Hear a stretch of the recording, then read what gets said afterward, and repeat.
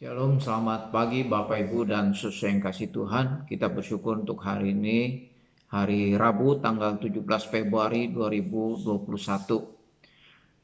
Untuk memasuki hari ini, mari kita merenungkan satu bagian firman Tuhan yang diambil dari Injil Matius pasal yang ke-13, ayat yang ke-53 sampai ayat yang ke-58. Dalam Injil Matius pasal yang ke-13 ini, ada 5 perumpamaan yang disampaikan oleh Tuhan Yesus kepada murid-muridnya dan juga kepada orang banyak. Dan untuk menutup pasal yang ke-13 ini, Injil Matius menceritakan bahwa Tuhan Yesus kembali ke kampung halamannya, ke kota asalnya, yaitu ke Nazaret.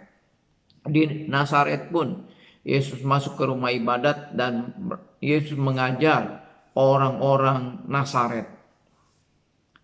Tetapi dikatakan bahwa orang-orang yang mendengar firman Tuhan, mendengar ajaran Yesus, mereka heran. Mereka heran bukan karena mereka percaya, tetapi mereka heran. Ya, dikatakan mereka heran karena latar belakang Yesus. Dikatakan bahwa dari mana hikmatnya, dari mana kuasa yang diperolehnya untuk melakukan mujizat-mujizat. Bukankah dia anak seorang tukang kayu? Bukankah ibunya adalah Maria dan saudara-saudaranya disebutkan namanya, dan saudara-saudaranya perempuan ada bersama-sama mereka. Jadi mereka menolak Yesus bukan karena ajarannya, tetapi mereka menolak Yesus karena latar belakang Yesus. Ya, mereka tahu bahwa Yesus bukan dari latar belakang para rabi yang belajar tentang firman Tuhan, ahli Taurat, atau orang-orang Farisi yang memang belajar firman Tuhan. Mereka heran dari mana hikmat, kebijaksanaan yang diperoleh oleh Yesus, sehingga Yesus bisa mengajarkan firman Tuhan dengan demikian luar biasa. Ya, sehingga dengan melihat latar belakang keluarganya, pekerjaan orang tuanya, maka mereka tidak percaya kepada Yesus. Ini yang menjadi alasan kenapa orang-orang Nazaret mereka menolak Yesus dan tidak percaya kepada Yesus. Karena dikatakan bahwa Yesus adalah anak seorang tukang kayu dan sanak keluarga Yesus ada di tengah-tengah mereka, dan mereka adalah orang yang biasa, bukan orang yang terpelajar, bukan ahli Taurat, bukan orang Farisi dan lain sebagainya. Oleh karena itu mereka menolak Yesus karena latar belakangnya. Oleh karena itu, untuk meresponi sikap daripada orang-orang sekampungnya, orang-orang Nazaret, Yesus katakan bahwa seorang nabi dihormati di mana-mana kecuali di tempat asalnya dan di rumahnya sendiri. Nah, ini dapat juga kita lihat di dalam perjanjian lama, seperti Nabi Yeremia juga demikian, bahwa ya, dia berasal dari kota Anatot, dan Yeremia juga ditolak di daerah asalnya. Ya, Bapak, Ibu, dan saudara yang dikasihi Tuhan. Sehingga dikatakan akibat ketidakpercayaan mereka, tidak banyak mujizat yang dilakukan oleh Yesus di sana. Bapak, Ibu, dan saudara yang dikasihi Tuhan, ya, kita yakin dan percaya bahwa Yesus adalah Mesias. Dia adalah Allah yang berinkarnasi menjadi manusia.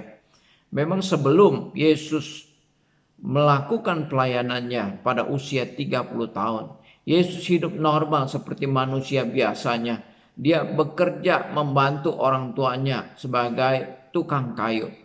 Nah, kemudian setelah genap waktunya, pada waktu Yesus berusia 30 tahun, usia yang dianggap dewasa bagi seseorang untuk menjabat jabatan imam, kemudian Yesus memulai pelayanannya. Ya.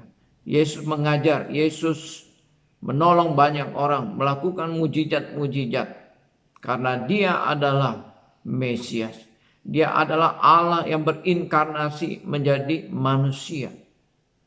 Dia adalah Allah yang berkuasa, yang sanggup melakukan mujizat dan juga mengajarkan kebenaran-kebenaran firman Tuhan atas otoritas dirinya sendiri, mengadakan mujizat atas otoritas sendiri. Oleh karena itu berbahagialah setiap orang yang percaya kepada Yesus dan tidak menolak Dia.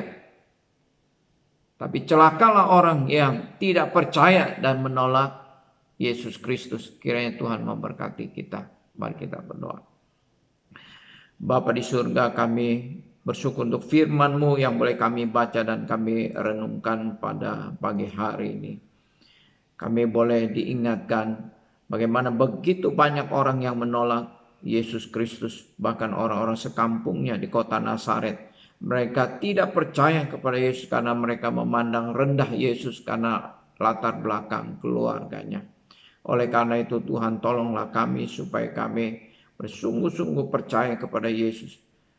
Bahwa Yesus Kristus adalah Allah yang berinkarnasi menjadi manusia. Yesus Kristus adalah Mesias yang dijanjikan di dalam perjanjian lama. Yesus mempunyai otoritas di dalam pengajarannya. Yesus mempunyai otoritas di dalam segala perbuatan-perbuatannya. Tuhan, terima kasih untuk firman-Mu yang boleh kami baca dan kami renungkan pada hari ini. Tuhan, kami mau menyerahkan seluruh kehidupan kami pada hari ini ke dalam tangan kuasa-Mu. Biarlah Tuhan yang menolong kami, menjaga, melindungi kami, jemaat-Mu dimanapun mereka berada. Tuhan, peliharakan, sertai dan berkati mereka. Berkati dalam kesehatan, keluarga, usaha, pekerjaan, bahkan pelayanan kami. Tuhan, berkati. Biarlah melalui hidup kami nama Tuhan dipuji dan dimuliakan. Tutup bungkus kami dengan kuasa darah. Keluar masuk kami, Tuhan jaga dan Tuhan lindungi. Kalau ada jemaat yang sakit, biar Tuhan jamah dan Tuhan sembuhkan. Terima kasih ya Bapa, terpujilah nama-Mu. Dalam nama Tuhan Yesus, penebus dan juru selamat kami yang hidup, kami berdoa. Amin. Bapak, Ibu, dan saudara yang kasih Tuhan, nanti malam ada persekutuan doa. Saya ingin mengajak kita menghadiri persekutuan doa, biar kita boleh terus bersandar kepada Tuhan di dalam kehidupan kita melalui doa-doa kita. Selamat beraktivitas, Tuhan memberkati kita semua. Amin.